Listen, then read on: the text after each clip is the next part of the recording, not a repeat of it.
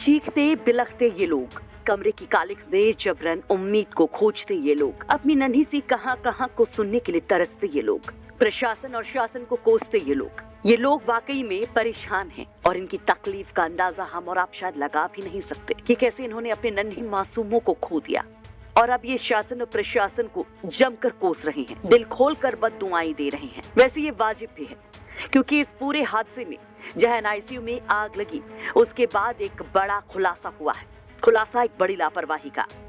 और उसके बाद ये कहा जा रहा है कि क्या इन मासूमों की जान को बचाया जा सकता था। दरअसल आग लगने पर जो आग बुझाने के यंत्र लगाए गए थे वो एक्सपायरी डेट के थे, कोई 1 साल पहले एक्सपायर हुआ था, तो कुछ सिलेंडर 3 और 4 साल पहले ही एक्सपायर हो चुके थे। चश्मदीदियों का कहना है कि कोई भी सिलेंडर काम नहीं कर रहा था, यहाँ तक कि फायर अलार्म तक नहीं बजता। जो वार्ड में आग लगने पर वाटर स्प्रिंकल्स थे वो भी नहीं चले, जिसकी वजह से ये भयंकर हादसा हुआ। जहाँ पर यह हादसा हुआ वहाँ पर चश्मदीदों ने किस तरीके से प्रशासन के दावों की पोल खोली, जरा वो देखिए। 29 सितंबर 2022 का रिफिल था और 28 सितंबर 2023 तक की इसकी तारीख थी, यानी कि ये यूज सितंबर 2023 तक ही हो सकता था, उसके बाद इसका केमिकल काम नहीं करता। अब ऐसे में ये तमाम जो ये सिलेंडर रखे थे ये काम नहीं किए। कल जब आग लगी तो यहाँ पर अफरा तफरी मच गई और यहाँ पर कोई भी सिलेंडर काम नहीं किया, जिसकी वजह से कहा गया कि करीब 10 बच्चों की मौत हो गई।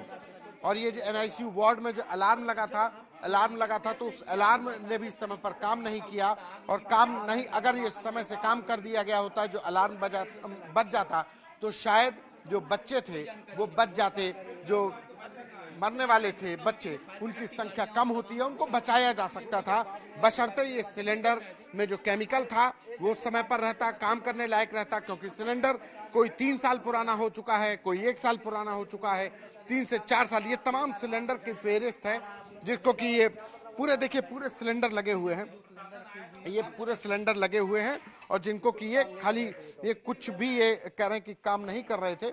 और ये सिलेंडर की ये है कि ये कुलदीप, ये कल जब आपने देखा यहाँ पर तो ये काम कर रहे थे कुछ? जी सर, ये कुछ काम नहीं कर रहे थे। मैं बच्चा बचाने के लिए गए थे तो आग से धुआं से मैं अपना बच्चा बचाने के चक्कर में सिलेंडर रखे हैं और जरा वहाँ पे भी सर वो कुछ नहीं काम कर रहे हैं। हाँ।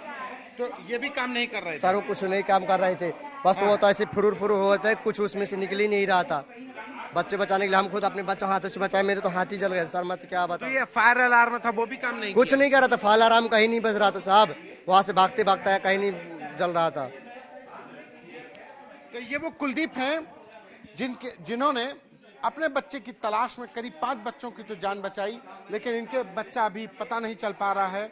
ये एक बुजुर्ग दादी आई हैं, ये झरोके से झांक रही हैं। क्या हुआ अंदर? कौन था दादी? को तो अंदर है? हमारा बेटा हमारा नाती है तो बेटा का बेटा। अच्छा, कांच भाई कल कांच में चलो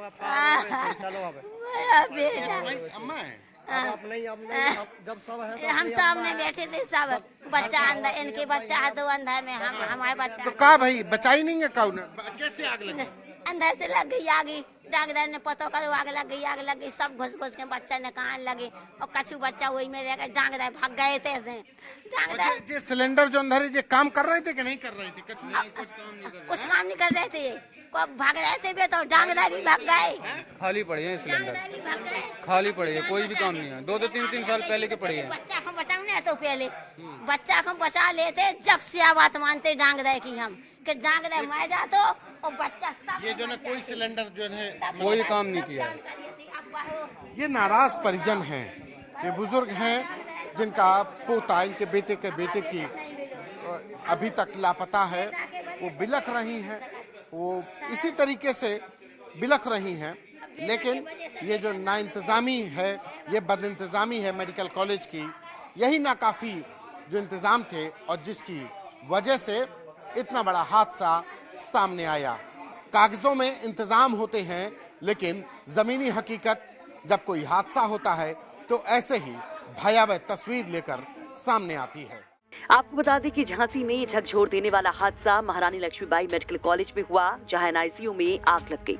जिस वक्त ये आग लगी उस वक्त करीब 54 बच्चे एनआईसीयू वार्ड में थे। इस हादसे में 10 बच्चों की जान गई है, जबकि कई बच्चे घायल हुए हैं। वहीं कई बच्चे ऐसे हैं जिनके माँ बाप की जानकारी नहीं मिल पा रही है, तो कुछ माँ बाप ऐसे हैं जिनको अपने बच्चों की जानकारी नहीं मिल पा रही, वो दर दर भटक रहे हैं। झांसी से संतोष शर्मा की रिपोर्ट, यूपी तक।